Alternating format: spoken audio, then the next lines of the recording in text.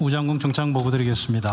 우주항공청은 우주주권 확보와 우주경제 활성화를 위한 핵심 사업을 차질없이 추진하고 있습니다. 먼저 발사체 분야입니다. 지난해 11월 누리호 4차 발사에 성공해서 차세대 중형위성 3호를 비롯한 13개 위성을 목표 궤도에 정확히 안착시켰습니다. 올해 하반기로 예정되어 있는 누리호 5차 발사도 철저하게 준비해서 성공적으로 수행하겠습니다. 위성 분야입니다. 여러 사정으로 예정보다 4년가량 지연되었던 다목적 실용위성 7호와 차세대 중형위성 2호를 각각 지난해 12월과 올해 5월 성공적으로 발사하였고 현재 모두 정상 운영 중입니다. 다음 페이지입니다. 산업계 육성도 본격적으로 시동을 걸겠습니다. 대통령님께서 말씀하신 것처럼 우주항공은 최첨단 과학기술이 집약된 미래 핵심 전략산업입니다. 민간기업이 산업을 주도하고 있는 미국과는 우리나라의 산업 여건이 다른 만큼 우리는 정부가 마중물 역할을 하면서 공동 연구 개발과 공공기술 이전 등을 통해 민간기업의 역량을 높이고 민간 투자를 활성화하겠습니다. 올해 우주항공청 예산은 1조 원을 넘어섰고 우주항공 스타트업을 위한 뉴 스페이스 펀드도 대폭 확대되었습니다. 현재 비우주 분야 기업들의 우주 분야 진출도 활발해지고 있고 기업 투자 역시 증가하고 있습니다. 우주경제 시대의 핵심은 안정적인 우주 접근 능력 확보입니다. 우리가 만든 위성을 우리 땅에서 원하는 시기에 우리 발사체로 보낼 수 있어야 관련 산업도 함께 성장할 수 있습니다. 이를 위해 대통령님께서 지시하신 대로 누리호를 매년 최소 1회 이상 발사할 수 있는 체계를 구축하고 있습니다. 나아가 확대되는 국내외 발사 수요를 흡수해서 연 2회, 연 3회 이상으로 발사할 수 있는 상용 발사 서비스 체계로 발전시키고 재사용이 가능한 경제성 있는 차세대 발사체 개발도 차질없이 추진하겠습니다. 또한 저궤도 위성통신, 정찰 위성 등으로 수십 또는 수백 기의 초소형 위성을 군집 형태로 활용하는 추세에 따라 위성 제작도 대량 생산 시대가 본격화되고 있습니다. 우리나라의 강점인 제조 역량을 토대로 위성 산업의 글로벌 경쟁력을 확보할 수 있도록 정부와 민간 기업이 긴밀히 협력해서 추진해 나가겠습니다. 이상 보고 마치겠습니다. 여기 다목적 실용위성 나리랑 7호가 30cm까지 식별할 수 있다 그런 뜻이죠? 네, 여기 있습니다. 앞에 있습니다. 30cm? 네, 그렇습니다. 지금 현재 30cm까지 분석하고 있다는 거예요? 예, 현재까지는 영상을 촬영을 할 수 있습니다. 그래요? 내가 들으니까 50cm라고 그런 것 같은데? 이미 30cm를 가동하고 있다고요? 예, 그렇습니다. 앞으로 추가적으로 20cm, 15cm까지 더 도전을 해서 개발할 예정으로 현재 있습니다. 내가 잘못 알고 있었군요. 이따가 얘기할 점 이따가 할게요. 네, 수고하셨습니다. 재외동포청은? 네, 재외동포청 보고 드리겠습니다. 동포청은 국정과제인 차별 없는 포용적 동포 정책의 실현을 위해 지난 1년 동안 동포들이 현장에서 체감할 수 있는 정책의 변화에 집중해 왔습니다. 먼저 재외동포 민원 해소입니다. 무엇보다 지난 1년 동안 대통령께서 동포들과 직접 소통하는 현장 중심 국정을 강화하여 출범 1년간 역대 최다인 14회의 대통령 동포간담회를 개최하였습니다. 민원은 정책의 보물창고임에도 과거 산발적 반복적으로 제기된 민원들에 대해 부처별 임기응변식 대응이 동포들에게 혼란과 실망감을 키운다는 지적에 따라서 역대 최초로 전 재외 공간을 통해 동포 민원 1,438건을 일괄 조사 접수하여 이 중 69%인 989건은 해결했거나 조치 중입니다. 현재는 2차 민원을 접수 중에 있습니다. 해결의 그 대표적인 사례가 재외국민 본인인증 서비스 확대입니다. 그동안 해외 거주 동포들은 국내 휴대전화가 없으면 정부24, 국민연금, 우체국 등 국내 온라인 서비스를 이용하기 어려웠는데요. 각 부처 기관과 협의 시스템을 개선해서 재외국민 인증 활용 기관을 기존 20개에서 190개로 확대하였습니다. 또한 일종 운전면허 갱신과 국제 운전면허증을 교부받기 위해서 직접 입국해야 했던 불편을 개선해서 재외 공간에서도 가능하도록 했습니다. 대표적인 민원이었던 재외선거 제도 개선 부분은 이번 국회 정치개혁특위에서 논의는 했으나 결론을 내지 못했고 하반기로 넘어가 있습니다. 앞으로 재외공간과 관계부처가 참여하는 상시 민원 소통 체계를 운영하고 민원 소통 커뮤니티 기능이 통합된 디지털 통합 플랫폼을 구축하여 민원 제로 시대에 도전하겠습니다. 다음은 출신국에 따른 동포 차별 해소입니다. 그동안 중국 CIS 지역 동포들은 체류 자격 취득 과정에서 소득, 직업 등을 추가로 입증해야 하는 등 사실상 차별 요소가 존재해 왔습니다. 이러한 문제를 개선하기 위해 관계부처 간 협업을 통해 지난 2월 이원화되어 있던 체류 자격을 재외동포 비자로 통합하였습니다. 이를 통해 약 8만 명의 방문 취업 비자 동포들이 불편을 해소하여 20년 넘게 이어져 온 동포 사이의 수건을 해결하였습니다.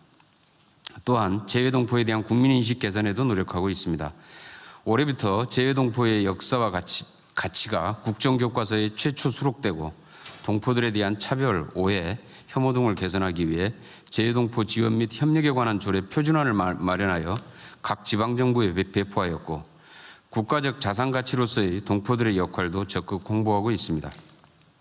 앞으로는 저출생, 인구절벽 문제 해결 대안 하나로 부상하고 있는 국내 귀환 동포의 포용적 정착 지원을 위해 귀환 동포의 교육, 취업, 복지 등 법, 제도적, 재정적 기반 확충을 위한 정책도 준비하고 있습니다. 동포청은 700만 동포들이 대한민국에 대한 자긍심을 느끼고 재외 국민도 국민으로서의 권리를 온전히 누리며 한류의 전파자, 경제 영토의 확장자, 국제협력의 공공외교관으로서의 역량을 발휘할 수 있도록 튼튼한 기반을 구축해 가겠습니다. 이상 보고를 마치겠습니다. 우리 재외동포청장님이 일 열심히 하시더니 성과를 꽤 많이 내셨네요. 뒷말 아니고. 고맙습니다. 어쨌든 제가 다녀보면 그 재외동포들이 자주에 본국에 대해서 엄청나게 서운한 감정이 많아요. 네. 버려진 자식 같은 느낌이 든다고 하더라고요. 네. 하여튼 그런 생각 안 들게 좀 정기적으로 재외 공간들이 간담회 같은 걸 좀 많이 하면 좋겠어요. 그리고 그 재외 국민, 재외 동포들을 연락처도 좀 확보하고 필요한 뭐 정보 서비스도 좀 제공하고 가끔 정기적으로 모임도 좀 할 수 있게 하든지 아니면 그 동포들끼리의 뭐 커뮤니티를 좀 지원을 해주든지 좀 아이디어를 좀 내보세요. 현재 동포 DB 구축이나 커뮤니티 지원하고 통합 플랫폼 구축하면 아마 훨씬 더 소통이나 네. 이런 체계들이 좀 네, 플랫폼 구축도 좀 해서 자고간에 이거 전부 다 안 그래도 외롭고 그런데 본국에서도 신경도 안 써주고 영사관 대사관 가면은 막 찬밥대고 하고 뭐 귀찮아하고 하는 느낌도 하니까 너무 서러운 모양이더라고. 네. 네. 좀 잘 챙겨주시고요.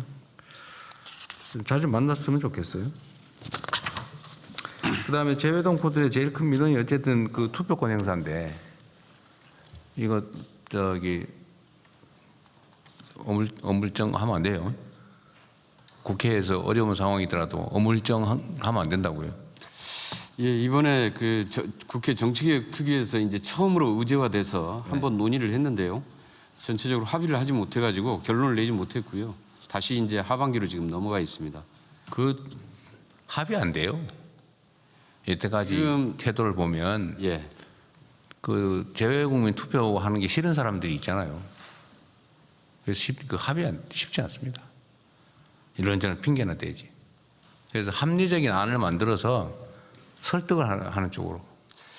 그래서 지금 선관위에서 그 각국 우편 투표 환경이나 시스템 분석하고 모의 우편 투표 같은 걸 실시해가지고 실질적으로 그런 기술적인 문제를 보완을 한 다음에 그러니까 선관위에서 좀 적극적으로 제안을 해야 될 것 같습니다. 전자투표 문제, 우편투표 문제 두 가지일 텐데 예. 하여튼 투표소 현지에 투표소 추가 설치 이게 제일 원시적인 방법이지만 일단은 해야 될 일이고 두 번째는 우편투표를 도입하는 건데 그 반대 이유가 그런 것 같아요.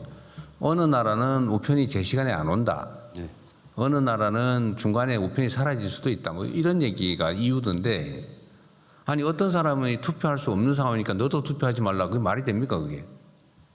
정상적으로 제대로 되고 있는 나라라도 그런 기회를 줘야 되는 거 아닌가요? 저기 먼 다른 나라 어디는 우편 제도가 잘 발달해서 거기 있는 교민들은 투표를 해도 잘 안 되니까 못 하니까 저 미국에 있는 더 잘 돼 있지만 너도 하지 마. 이거하고 똑같잖아요. 그러면 안 되죠. 할 수 있는데 최대한 하게 하는 거죠. 그건 국민들의 기본권이잖아요. 뭐 서비스가 아니고 공짜로 뭘 주는 시혜가 아니고 국민으로서의 정당한 권리 아닙니까? 뭐 행사할 수 있는 사람 최대한 행사하는 게 맞지. 저 사람은 저 나라 제외 국민은 못하니까 이 나라도 하지 마. 거기는 논리가 세상에 어디 있어요. 그 이상하더라고. 안 되는 이유를 찾은 거겠죠. 전자투표도 안 하니만 못하다가 아니고 안 하는 것보다 나으면 검토해 봐야 되는 거 아닌가요? 네, 그렇습니다. 그래서 지금 우편투표 시스템이 제대로 확립되지 않는 나라들은 전자투표를 대안으로 검토해야 된다고 보고 있고요. 그리고 결국은 못하더라도 우편투표 할 수 있는 나라는 우편투표라도 해야지. 예. 미국은 대통령 선거도 우편투표 하잖아요. 우편투표를 지금 OECD 국가 중에서 3분의 2가 우편투표 제도를 도입하고 있습니다. 그러니까요. 근데 우리나라만 무슨 안 해요. 무슨 걱정을 그렇게 많이 합니까? 우리나라도 지금 부분적으로 우편투표나 지금 그 선언들, 원양어선 선언들, 그 팩스투표 이런 거 지금 도입을 하고 있거든요. 네, 그래요. 근데 이걸 이제 재외동포로 확장하는 문제인데 이 부분에 대한 좀 합의가 이루어지지 않고 있는 거죠. 제가 얘기하잖아요. 합의 끝까지 안 될 거라니까. 그 함적 이유가 있어서 그런 게 아니라니까요. 그러면 설득하고 안 되면은 합리적인 아니면 책임을 지는 거죠. 그게 권한이죠. 모든 걸 합의로 처리할 것 같으면 그 뭐하러 선거에서 열심히 뽑습니까?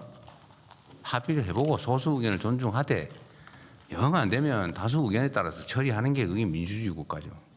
나쁜 짓 하면 국민이 책임을 묻고 판단하겠죠, 그죠? 네. 아니 뭐 우리 청장님이 잘못했다는 얘기 절대 아닙니다. 네. 다음 하시죠. 예, 검찰총장 직무대행입니다. 네.